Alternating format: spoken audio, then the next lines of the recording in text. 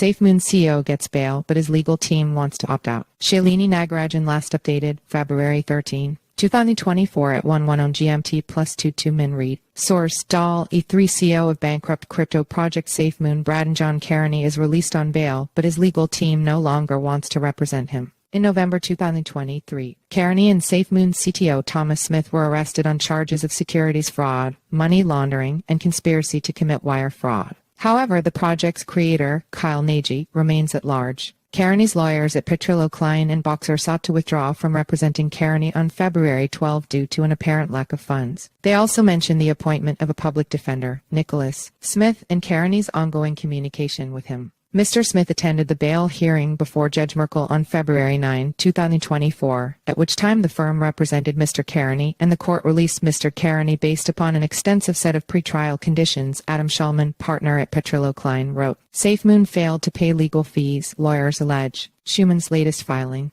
reflects a previous submission from January 22, wherein the law firm initially sought to withdraw as Karony's counsel. In it, he mentioned that SafeMoon initially promised to cover his legal fees owed to the firm, but the firm later failed to provide funds for the retainer and subsequently filed for bankruptcy. Karony made a partial payment to the firm for legal services, but it had been used up, the filing alleged. The lawyers further claimed that the government seized proceeds from the sale of Karony's Utah home, which would have been used to cover legal fees. Legal wrangling. In a February 9 hearing, Karony was granted bail set at a $3 bond. He was allowed to stay at his parents' home in Utah. However, this came with conditions, including cyber monitoring and a prohibition on engaging in crypto promotional activities. Federal prosecutors had previously objected to his bail, arguing that he posed a danger to the community and was at risk of fleeing. Liquidity drain compounds SafeMoon's woes. In November, the SEC accused SafeMoon and its top executives of orchestrating a fraudulent unregistered offering of crypto securities. They allegedly promised to boost the token's price safely to the moon. Instead, they caused significant market losses, resulting in over $200 in project funds being misused for personal gain.